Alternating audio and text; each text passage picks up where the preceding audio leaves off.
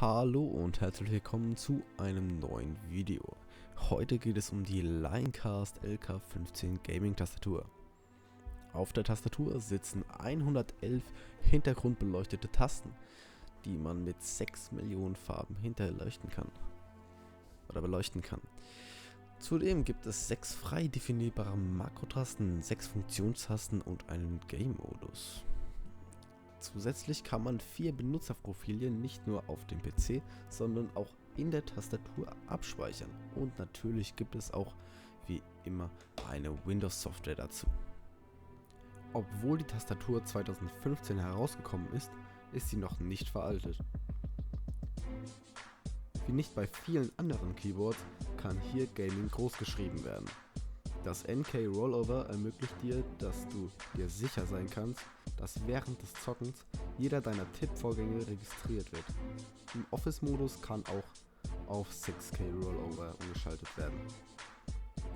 Die Multicolor-Beleuchtung der 111 Tasten und die LED-Pipe, die mit 7 Farben ausgestattet ist, sind zwar schön, die 6 Makrotasten ermöglichen dir das Aufzeichnen von Tastaturbefehlen, um zum Beispiel den Browser zu öffnen. Außerdem kann die Wiederholungsrate der Tasten mit F1 bis F4 eingestellt werden. Zudem kann man 4 Profile speichern, aber nicht auf einem Ordner, sondern sogar in der Tastatur. Durch ein 1,80 Meter langes stoffummanteltes USB-Kabel fließt der Datenverkehr. Sie hat den eingebauten Modus Rubber Duo, eine Abtastrate von 1000 Hz, wiegt etwa 1 Kilo und hat die Maße von 475 x 235 x 31 mm. Zudem kann man sie durch 2 Klappen in der Höhe verstellen.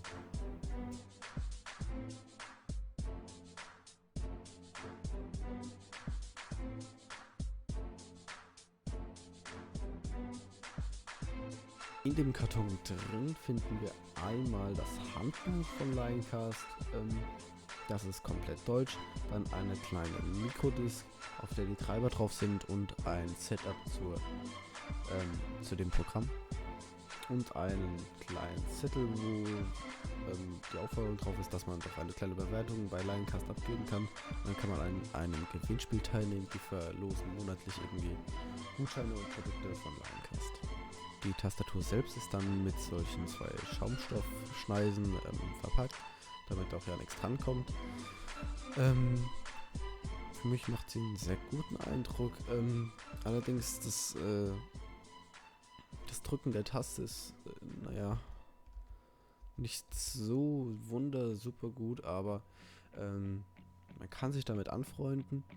Was mir sehr gefällt, ist die Handballenablage. Die ist einfach echt super.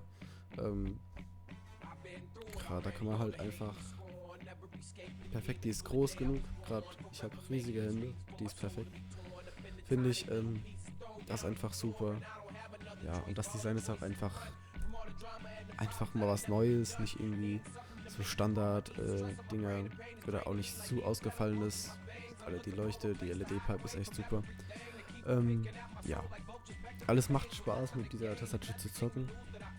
Und man kann sie auch einfach gut nutzen, sie ist nicht zu groß, aber auch nicht zu klein. Und man kann hier einfach echt viel mitmachen. Und das ist einfach echt auch eine gute Tastatur. Als nächstes geht es zum Handbuch. Dort werden wir dann einfach kurz eingeführt in die LK15 Gaming Tastatur. Dann kriegen wir einen kleinen Überblick nummeriert, was steht hier drin, was kann ich nutzen von der Tastatur, was sind Makrotasten, was ist dieses KN Rollover, dann einen kleinen Überblick über die Tastatur, wo sitzen die einzelnen Tasten, wo finde ich die Makrotasten wieder, oder wie kann ich, mit welchen Tastenkombinationen kann ich die Farbe von der LED-Pipe ändern oder von der Tastenbeleuchtung.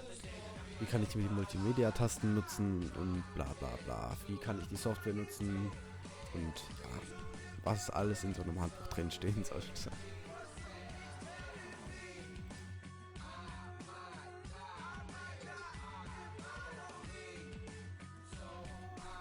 Als nächstes möchte ich euch noch ein bisschen in die Software einführen.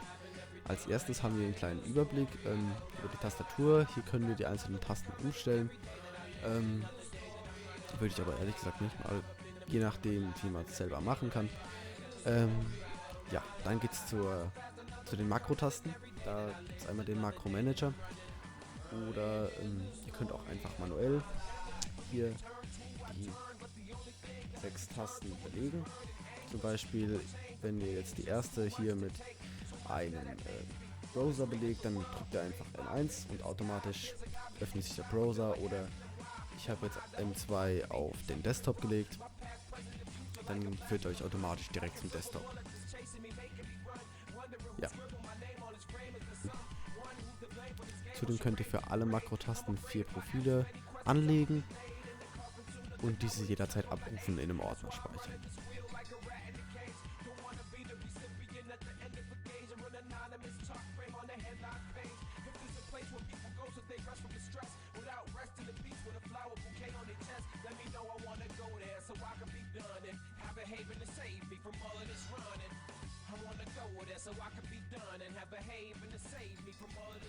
Jetzt geht's an die Beleuchtung der Tastatur. Ihr könnt hier einmal beliebig aus 7 verschiedenen Farben wählen. Könnt allerdings auch so ein Farbraster benutzen und dann eure eigenen Farben erstellen. Dann könnt ihr noch pulsierend an- oder ausmachen oder die Farbe wechselnd an- oder ausmachen.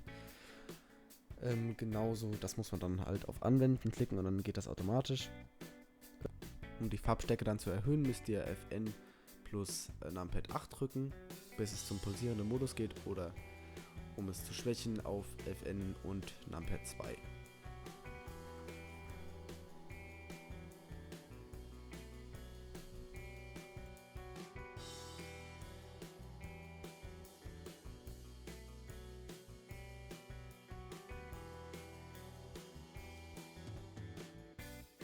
Was ihr dann noch verstellen könnt, ist die Stärke oder die Leuchtkraft der Farben.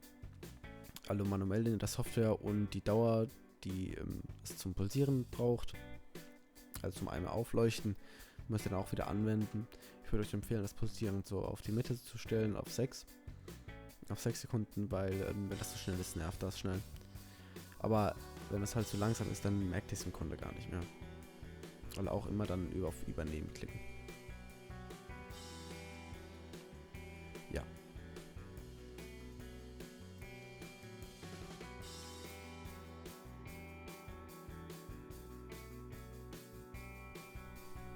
Um die LED-Pipe dann zu verstellen, könnt ihr auch hier 7 Farben wählen. Auch wieder auf Anwenden klicken. Um dort die Tastenkombination, um diese zu wechseln, ist Fn gedrückt halten und dann ESC. Und dann könnt ihr dann durchwechseln, indem ihr wieder ESC drückt, alle Fn gedrückt halten und dann ESC, ESC, ESC. So könnt ihr dann durchwechseln. Und dann gibt es auch 7 Farben. Und dann nach der weißen Farbe gibt es dann einen pulsierenden Modus, den seht ihr hier nochmal.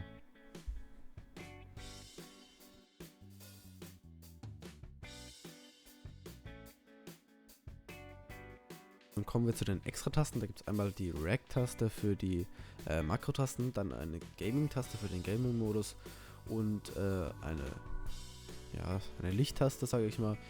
Damit kann man die Farbe der Tasten verstellen. Dann rechts daneben, neben den Tasten, sieht man dann noch, wenn man den Gaming-Modus eingeschaltet hat, sieht man das. Das MR ist für die Makrotasten. Das A ist für Caps Lock, also Großschrift. Dann gibt es noch ein Downloadzeichen und ein lauter leiser und Ton aus Zeichen.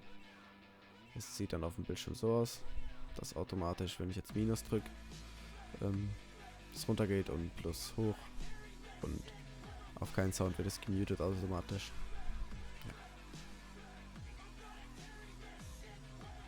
Zu dieser Rack-Taste wollte ich noch sagen, dass damit kann man die Tastenkombination, die man dann eingibt, wenn man diese Rack-Taste gedrückt hält und dazu dann ein M1 oder eine der Makrotasten drückt, kann man dann sich nicht in der Software, sondern einfach so irgendeine Kombination raussuchen. Das heißt, was weiß ich, STRG-C. Dann kopiert man automatisch etwas, was man markiert hat. Wenn man dann diese M6 oder M5 oder M4 oder irgendeine Makrotaste drückt, die man dann ausgewählt hat. Ja, die Tastatur sonst finde ich einfach klasse. Was mich auf jeden Fall überzeugt hat, ist das NK Rollover, was es einfach so praktisch macht, dass du dir 100% sicher sein kannst, dass es nicht an der Tastatur liegt, dass du gerade was verkackt hast. Also, ja, bei meiner alten Tastatur habe ich es eher auf die Tastatur geschrieben, das kann ich jetzt nicht mehr machen und es ist einfach super, die Handballenablage ist einfach toll. Ja, die Beleuchtung nebensächlich, aber auch nicht schlimm, einfach, aber auch schön. Die LED-Pipe einfach gut anzusehen, gerade im Dunkeln, das ist einfach eine super Sache. Ja, und ich freue mich auf jeden Fall auf das Zocken damit. Würde es jedem empfehlen. Ja, und das war's mit dem Video. Ich hoffe, es hat euch gefallen. Wenn ja, ab damit in die Kommentare. Auf Wiedersehen. Ciao.